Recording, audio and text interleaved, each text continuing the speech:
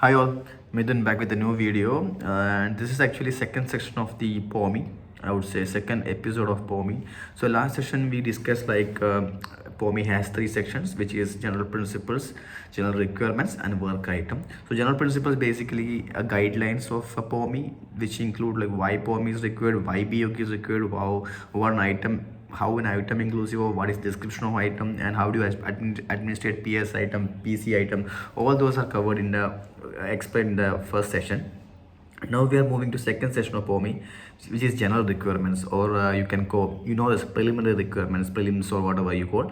But in POMI, it's called general requirements. Be very careful, okay? It's not prelims over here, it's general requirements, okay? So it has 10, under general requirements, is basically, it's all about how do you go to praise and what are the items you're going to include under general requirements. So that guidelines you can see from the section A, which is general requirements. Okay, so be aware, like under general requirements, basically for when you preparing a BOQ based on POMI, it has 10 items only. So you need to consider only those 10 items in your BOQ, and that those 10 items going to cover majority of, or not majority, almost all item in your construction project. Okay, so just like any other items, it has three A1, A2, A3, which is like a guidelines over here, and it has A2, A1 to A10 is just confused. Section A include A1 to A10. Okay, in that A1, A2, A3 is basically a guidance. Okay, so A1 stage it's called conditional contract. So basically what POMI telling, like which all relevant clauses and appendix tender should be listed in the BOQ. That's what they mentioning, because that give a clear indication, like which is the clause, which is the appendix tender, what is the percentage of contract value, everything. Appendix tender is basically a key of a contract actually. So in appendix tender, it's a table actually which lists key item, what is the contract value, what is the employer, who is the engineer, who is the contractor, who is the employer, and defect liability, project duration, then advance payment, retention, everything will be listed in the appendix tender. So that is also they referring. A2 is specification basically. So what POMI is stating that when in general requirements is something is referred to a specification. Usually specification is something like a works related actually. So if you come into your BOQ of the work item like MEP, civil installation, it has a specification. But anything in the general requirement required to be a specification, you have to mention that in the BOQ. For example, sometimes there will be a specification for the site office or site office. Okay, so employer will say, I need a site office just like this. They will put this will be the layout, this is the furniture requirement, this is the tile requirement, this is the floor requirement, everything will be mentioned. So those specifications should be mentioned as per POMI. And importantly, you need to list of the restriction. So that is like the bidder know, or a contractor know what are his limitation, what are his restriction he will know. For example, we should mention in the BOQ assessed and possession use of site, how to what extent you can use, and how fast we can give you possession, and limitation of workspace, limitation of working hours. This is very important, because limitation of workspace and working hours, why I'm telling very important, because that is something given impact in the pricing. Okay, you're mentioning in the contract working hours like 7 to 1 o'clock. That means only a few hours you can work. The contractor has to consider in that way.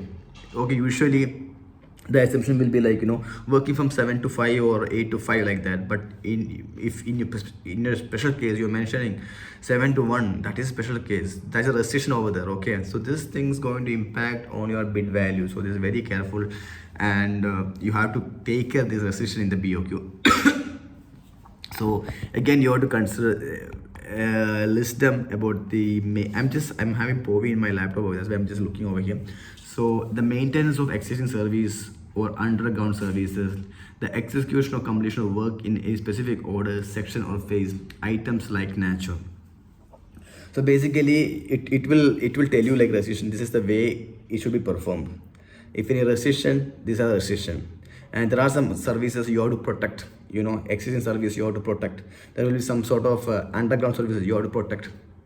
So all reference will be in the restriction section. Okay, now I'm moving forward. So basically A1, A2, A3 is basically the guidelines that which all should, how to consider, what are the restrictions, what are specific, everything is mentioned in the A1, A2, A3.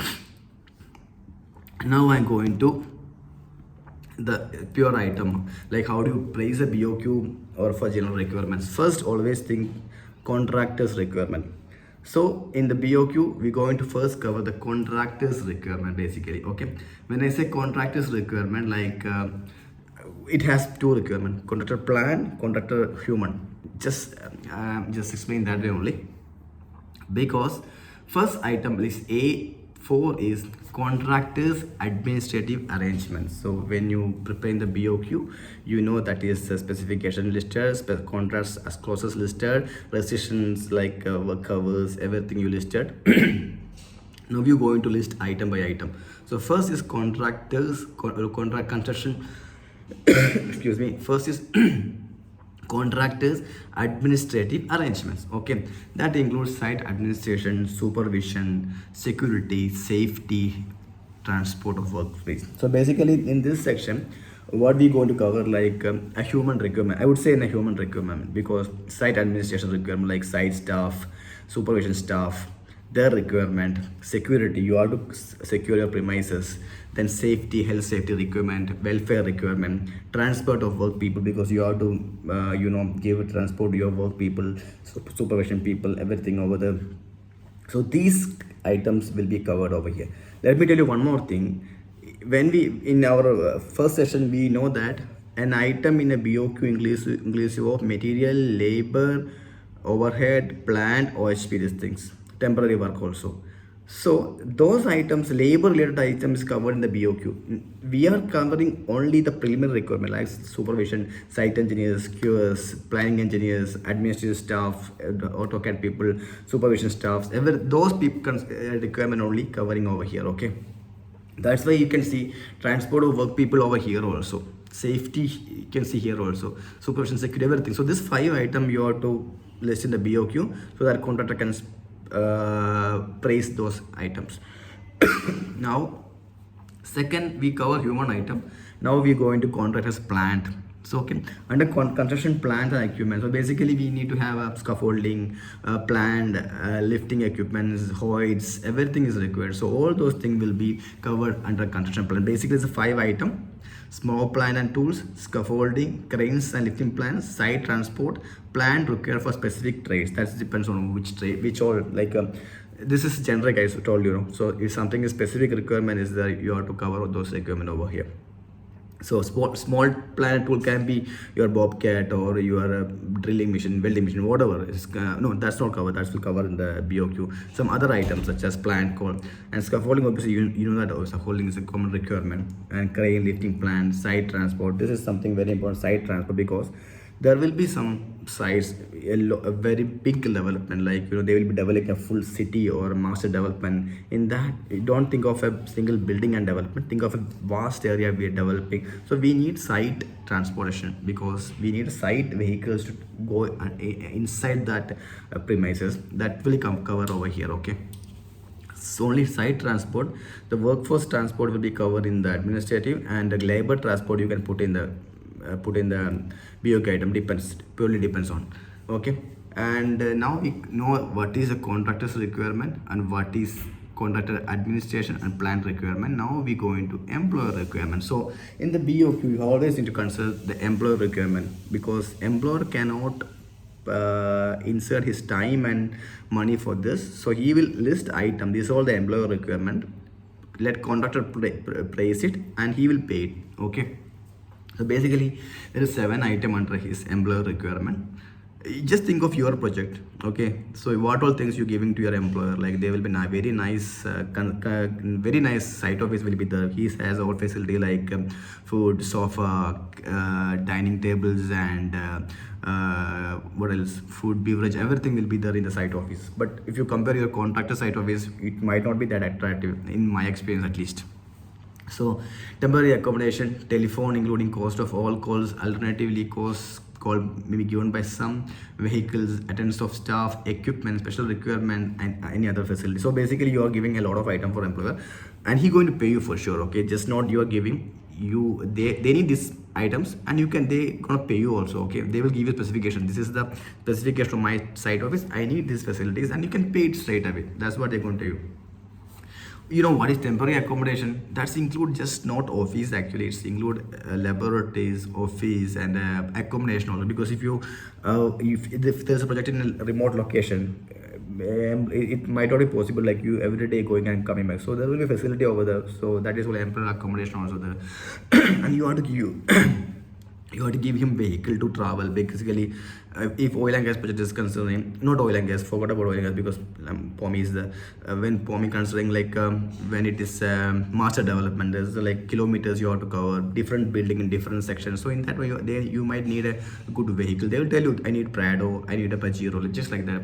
And staffs attendants like drivers you have to provide, then office boy, tea boy, everything you have to provide. But everything you can claim also, he going to pay you all those things.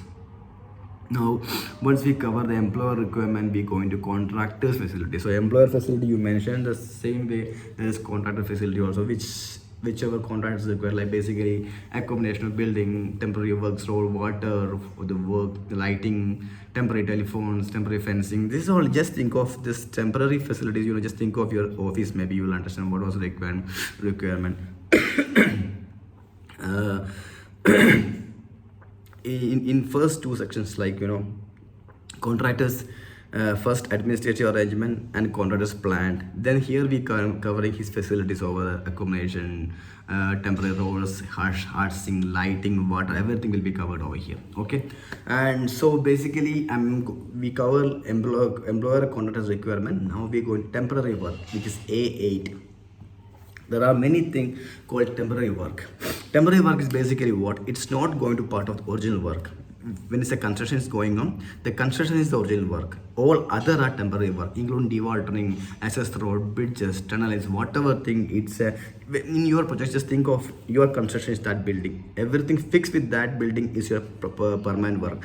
Other, like your access road should be your temporary dewatering will be the traffic diversion will be, that's all not part of your permanent work. Traffic diversion will be in a very busy project, there will be vehicle going and coming like for material, so type of traffic diversion is required.